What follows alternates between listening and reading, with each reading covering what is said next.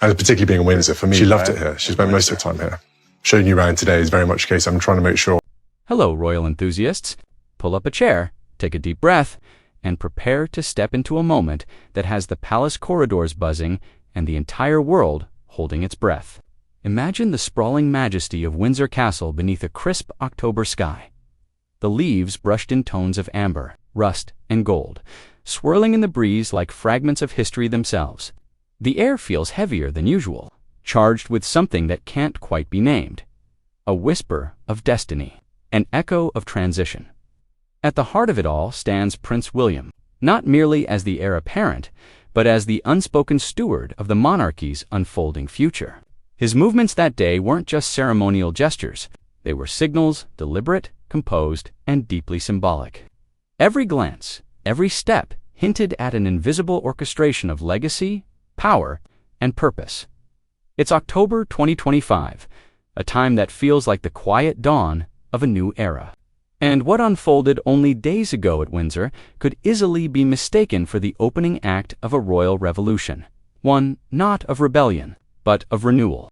William, poised and commanding, stood side by side with Catherine, elegant, steadfast, and radiant, her very presence the embodiment of continuity and calm. Together, they greeted the Crown Prince of Kuwait, His Highness Sheikh Sabah Al-Khalod Al-Hamd Al-Sabah, a meeting far beyond mere diplomacy.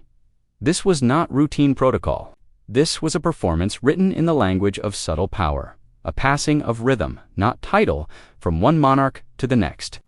It was William's stage debut as the quiet commander of the crown's future, and Catherine's as the serene yet formidable partner shaping its heart.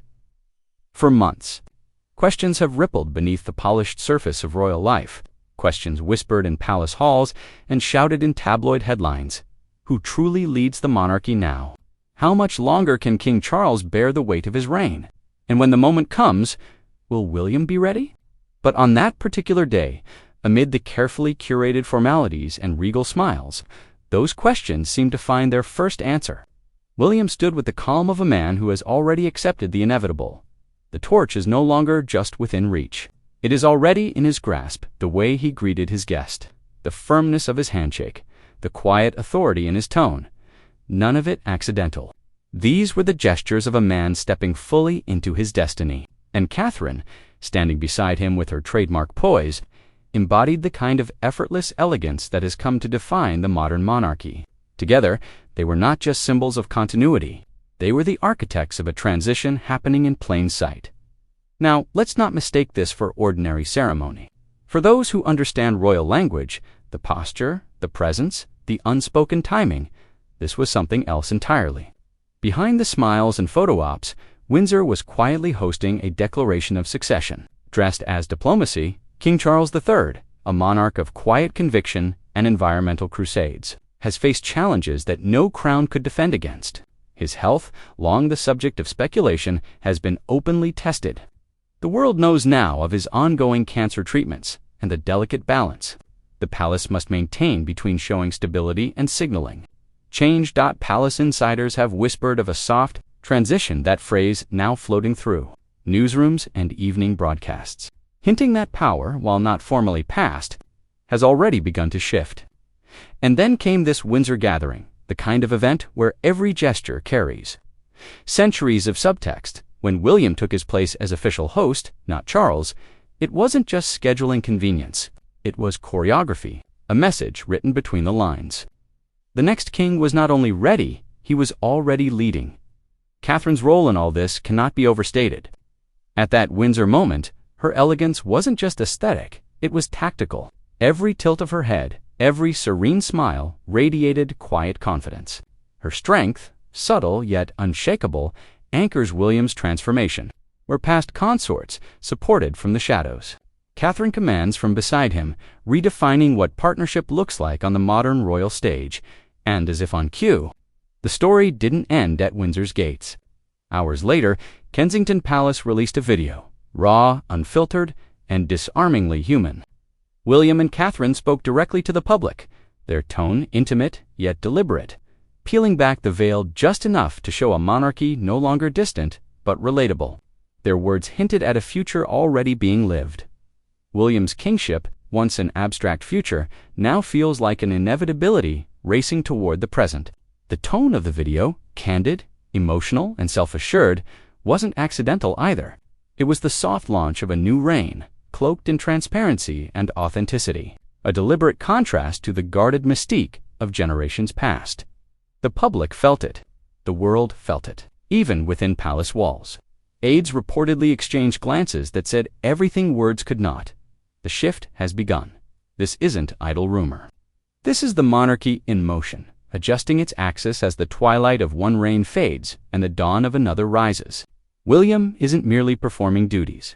He's shaping an identity. And Catherine, with her unflinching calm, has become the monarchy's moral compass, the modern counterweight. To the ancient weight of the crown, what's happening now is not chaos or crisis, it's choreography. A carefully arranged dance between past and future, between the aging king and the son who must now embody stability before the throne even changes hands. When we step back and view the scene in full, Windsor's autumn gold, the diplomatic smiles, the poised silhouettes of the Prince and Princess of Wales, we begin to see the larger portrait forming. This was the monarchy's quiet unveiling of its next act, but to understand the full gravity of this moment, to feel its heartbeat, we must rewind to the roots of this transition. Let's return to early 2023. The world watched with reverence as King Charles III was crowned. The coronation was grand, meticulously orchestrated, draped in centuries of ritual and gold. Yet beneath the ceremonial music and glowing lights, there was a tremor, the sense that this reign, though historic, might also be fleeting, even then. William stood in quiet readiness. His speech at the coronation concert was more than filial praise. It was a statement of intent. His words, solemn and resonant, pledged service to king, country, and the Commonwealth. But they also carried a deeper undercurrent, the language of a man preparing to lead. King Charles, already in his 70s, ascended the throne with wisdom, but also weariness. Each gesture since that day has revealed both his dignity and his humanity, the visible weight of a lifetime, finally culminating in a crown. And yet, beneath that dignity, the reality of age and illness began to whisper. By 2024, those whispers became headlines. The palace confirmed what many had feared, a cancer diagnosis. Its type unspoken, but its impact unmistakable. Public appearances dwindled.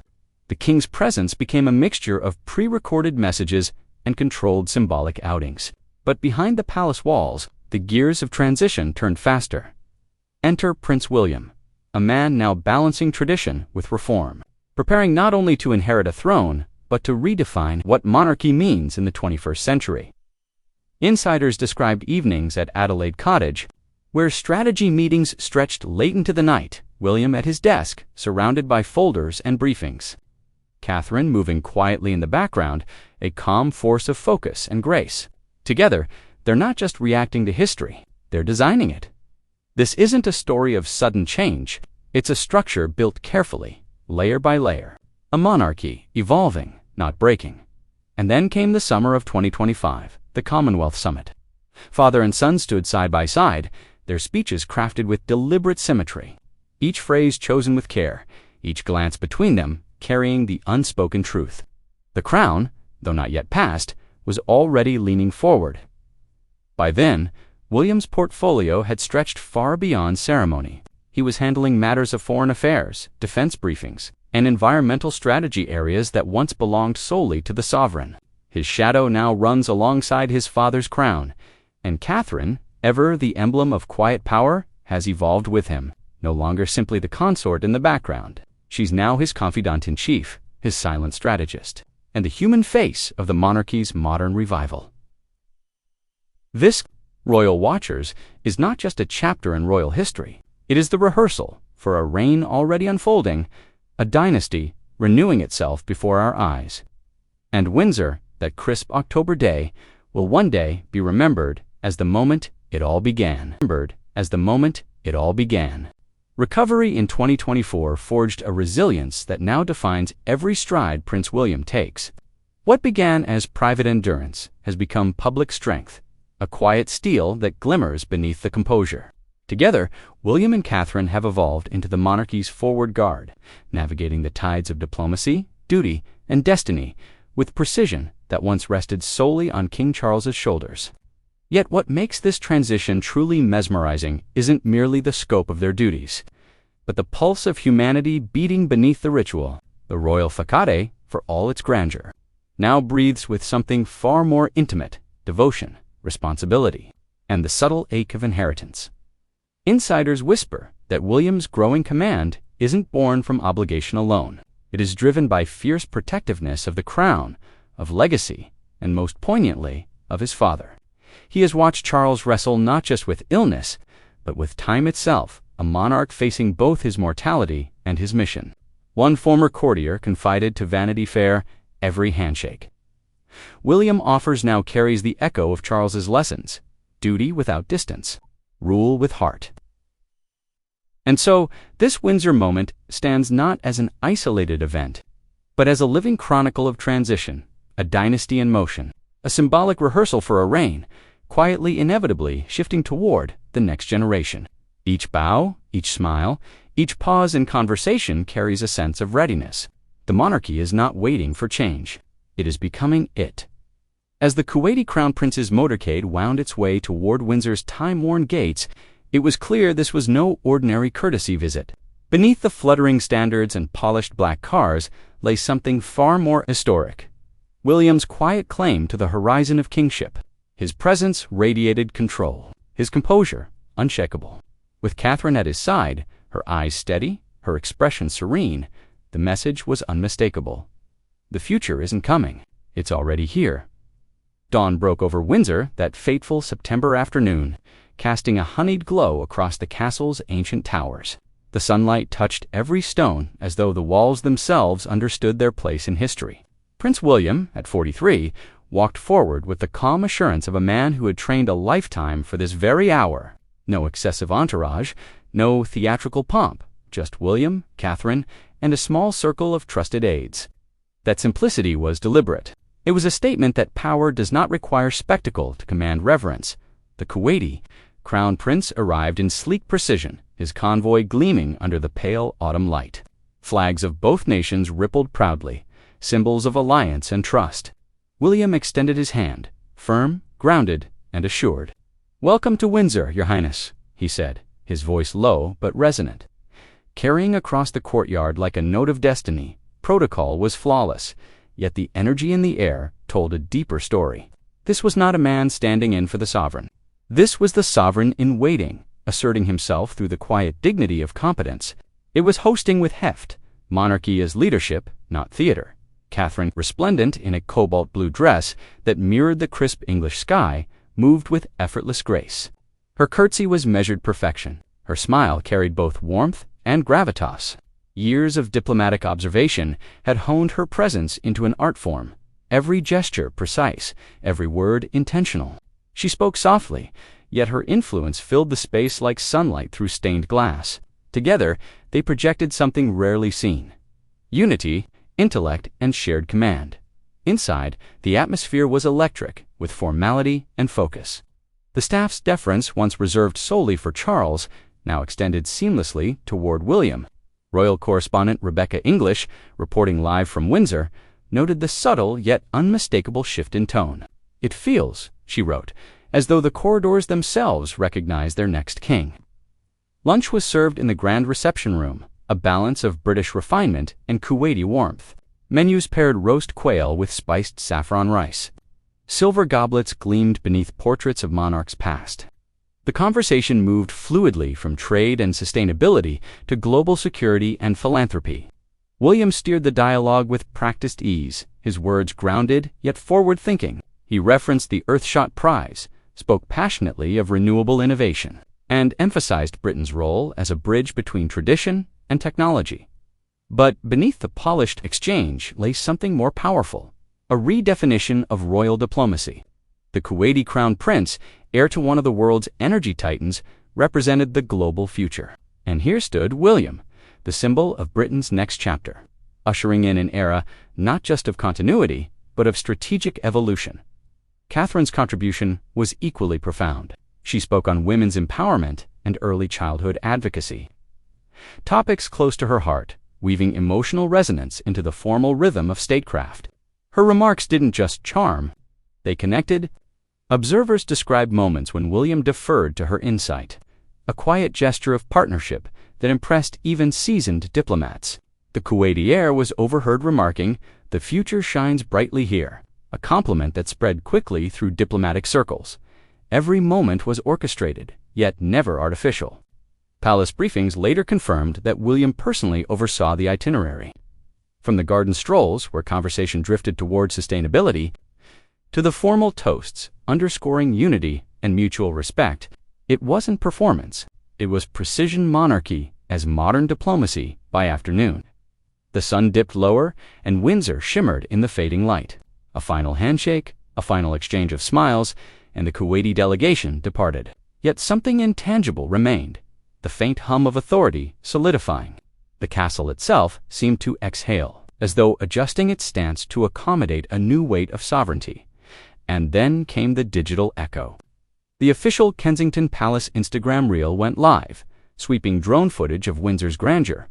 The autumn breeze tugging gently at William's hair, Catherine radiant beside him. "A pleasure to welcome His Highness to Windsor," the caption read, understated, elegant, deliberate. But between those few words lay entire paragraphs of subtext, confidence, command, and the quiet certainty of a crown in waiting. The video gathered over 1 million views within hours. Yet what caught the eye of royal watchers wasn't just the imagery, it was the absence. King Charles's name was nowhere to be seen. His omission spoke volumes, a silent acknowledgement that the reins had already shifted, if only symbolically. The narration, delivered in William's composed baritone, carried both gravitas and warmth in uncertain times. "We strengthen our bonds," a simple line yet layered with meaning. It was leadership cloaked in restraint, an heir leading by presence, not proclamation. Behind the scenes, the meeting had turned deeply substantive. Sources revealed that security cooperation dominated the private talks, William advocating for joint counterterrorism strategies, his military training lending authenticity and authority to every point. Catherine, ever the humanitarian, redirected the discussion toward global relief efforts, highlighting Kuwait's aid contributions in international crises. Together, their balance was flawless, intellect and empathy in perfect symmetry. And watching from afar, King Charles himself reportedly smiled. Palace aides later suggested that this encounter was a deliberate test, a father's final measure of his heir's readiness. William didn't merely meet expectations, he transcended them. The day concluded quietly. The Kuwaiti crown prince departed, leaving behind the warmth of diplomacy and the weight of recognition. William and Catherine walked the castle grounds as dusk deepened, the last rays of light painting them in gold. They exchanged a single glance, one that carried gratitude, pride, and shared understanding. No words were needed. That afternoon wasn't about Kuwait alone. It was about kingship in rehearsal. Power expressed not through decree, but through diplomacy. The monarchy, so often accused of stagnation, was quietly redefining itself, proving that true strength lies not in spectacle, but in presence. And as the gates of Windsor closed under the fading light, the world was left with a single, unspoken truth. The new era of the crown isn't waiting in the wings anymore. It's already on stage, composed, confident, and unmistakably wearing William's shadow. As the evening shadows lengthened across Windsor, a new chapter quietly unfolded, not within the grandeur of the castle halls, but through a screen. Kensington Palace released a video that felt less like a royal broadcast and more like a whispered confession. Just 3 minutes long, yet dense with meaning. It carried the warmth and intimacy of a fireside conversation. William and Catherine sat side by side in what appeared to be the sunlit study of Adelaide Cottage, soft light, pooling over shelves lined with well-worn books and framed photographs. No crowns, no scepters. Only 2 figures in gentle tones of wool and calm, framed by the quiet crackle of a hearth behind them. It wasn't performance, it was presence. "Today was a milestone," William began, his voice steady, eyes fixed on the lens with that unmistakable Windsor composure, a look that carries both duty and destiny. "Not merely a welcome," he said, "but a declaration of trust, of readiness." His words landed like vows, spoken in confidence. not command. Catherine's hand brushed against his, a gesture so small, yet so charged that it spoke more than any title could. "It's about stepping forward together," she added, her tone grounded, maternal, and serene, carrying the soft authority of a woman who has endured recovery, scrutiny, and rebirth in full view of the world. Charles was never mentioned, yet his absence echoed in every syllable. The subtext was unmistakable. The torch is already passing, not in secrecy, but in grace. William described it as a natural evolution, guided by wisdom, anchored in necessity. His phrasing was precise, his delivery deliberate, every pause weighted with centuries of precedent. The video's power lay in its restraint. No orchestral crescendos, no gilded thrones, only words, memory, and meaning. William recalled a lesson from his father, that leadership must be quiet enough to listen, yet strong enough to act. Catherine followed with a reflection on family, her smile tender as she spoke of anchoring amid the tides of change. Within hours, the video spread across continents, over 5 million views before dawn, comment sections brimming with awe and analysis. Royal correspondent Robert Jobson called it a velvet glove over an iron fist, a moment where reassurance masked assertion. It wasn't a performance, it was preparation. Those 3 minutes became a cipher, each word a breadcrumb leading toward the throne. William's mention of greater responsibilities carried the weight of insider reports about Charles's health, his workload shrinking as symbolic appearances replaced state leadership. The implication was subtle but undeniable. The future king was already governing, softly, efficiently, in real time. Royal analysts were quick to decode it. Ingrid Seward, of Majesty magazine, noted that William's solo diplomacy mirrors the pre-coronation steps Charles once took, only faster, more decisive, more modern. Yet it wasn't just about statecraft. Catherine's repeated emphasis on together revealed a deeper blueprint, a dual monarchy, not in name, but in essence. Behind closed doors, sources whispered of late-night councils, strategy sessions where the couple mapped the architecture of the monarchy's next phase, streamlining staff, expanding youth-focused projects, rerouting the royal image in purpose rather than prestige. Their approach was practical, their tone unshakably calm. Timing, as ever, was everything. The video dropped just days after the Windsor hosting.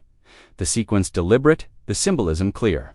Host today, helm tomorrow, one insider quipped. Speculation swelled. Some predicted a transition as early as 2026. Others suggested a quieter, more gradual evolution.